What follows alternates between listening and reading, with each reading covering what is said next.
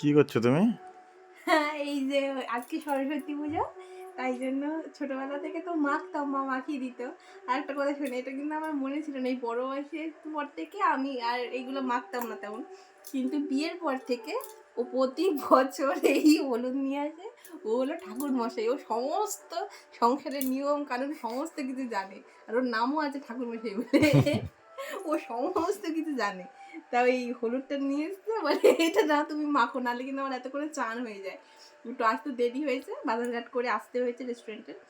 তা ওই হ্যাঁ, আমি এটা প্রতি বছরে নিয়ে আসি। ও বাচ্চা তো, বাচ্চার জন্য। আর আগে তো ভিডিও বানাতাম না, ওই জন্য তোমাদের দেখাতে পারিনি।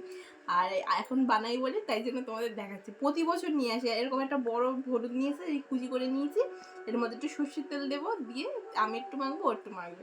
প্রতি বছরই বিয়ের পর থেকে এটা করে। তার আগে যখন আমি বড় হয়ে গেছি তারপর থেকে মা বললেও আমি মাখতাম না, কেমন লাগে যেন, যে কেমন একটা এমনিতে হলুদ, কাঁচা হলুদ খুব ভালো জিনিস। হ্যাঁ, গায়ে খেতেও ভালো মাখো বা জিনিস, খাও, হ্যাঁ খুবই ভালো খেতেও জিনিস। ভালো জিনিস। মানে আমি এটাই বলতে চাইছি, মানে ও আমার বড় হলো এইরকম, ও সমস্ত নিয়ম কানুন সবকিছু জানে। এবার দুজনে মিলে মাখবো, স্নান করবো। এখন 12টা বাজে, তাই না? 12টা বাজে, 12টার বেশি, 12টা 40 হচ্ছে, 12টা 40 হয়ে 12টা 36। গেছে। ও খানিকক্ষণ আগে নিয়ে আসলো। আমার কাছে সকালবেলা স্নান করতে বারণ করেছে, এই হলুদটা মেখেই স্নান করতে হবে সরস্বতী পুজো বলে, যাতে আমার মাথায় একটু বুদ্ধি ঢোকে।